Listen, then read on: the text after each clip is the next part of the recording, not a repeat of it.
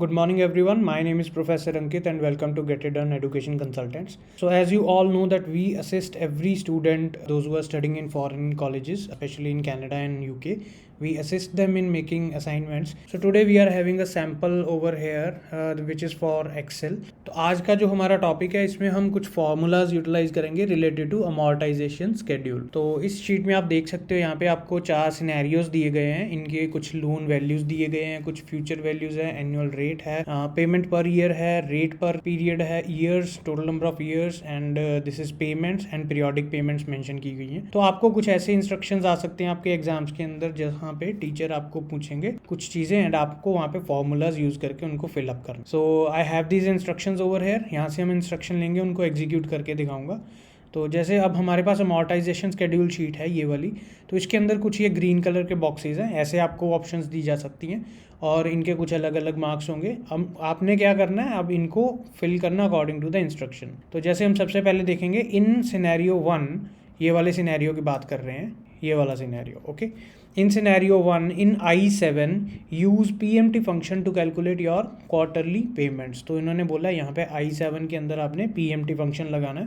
तो इसके लिए आप क्या करोगे, equals to PMT then give a tab press करोगे तो ऑटोमेटिकली ये सिलेक्ट हो गया। अब आपने यहाँ पे रेट सिलेक्ट करना है, दिस इज़ द रेट। फिर आपने NPER यानी कि पेमेंट्स, टोटल 20 पेमेंट्स हैं, ये सिलेक्ट करनी है। प्रेजेंट वैल्यू आपकी क्या है, this is $750,000।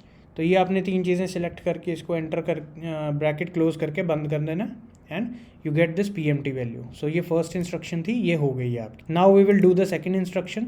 In scenario 2 you want to see how much would be unpaid after 5 years if you lowered the quarterly payments to 40,000।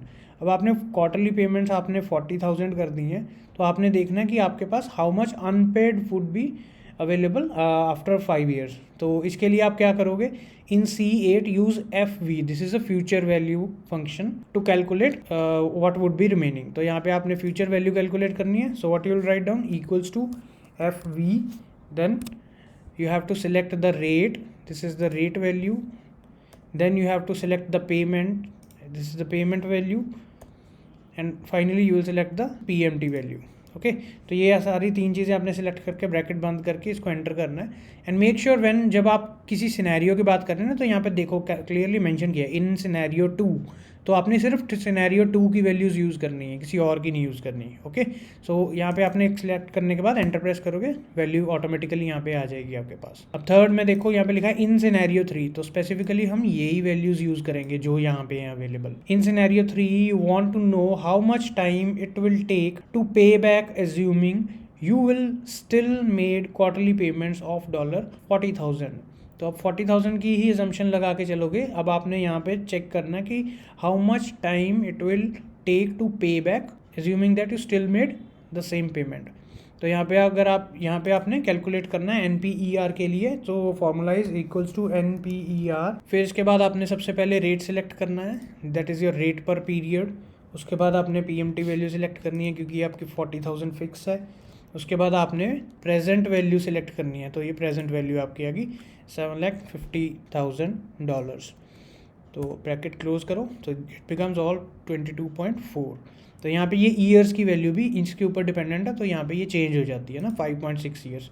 तो कई बार आपको चेक इंस्ट्रक्शन करने के लिए ना कुछ टीचर ने बताया होता है, जैसे इस केस में यहाँ पे लिखा हुआ है, देखो the result shows it will take 5.6 years to finance the loan, that's it. तो यहाँ पे आपका कंफर्मेशन हो गया, 5.6 आ गया, यानी कि आपका स्टेप बिल्कुल ठीक है।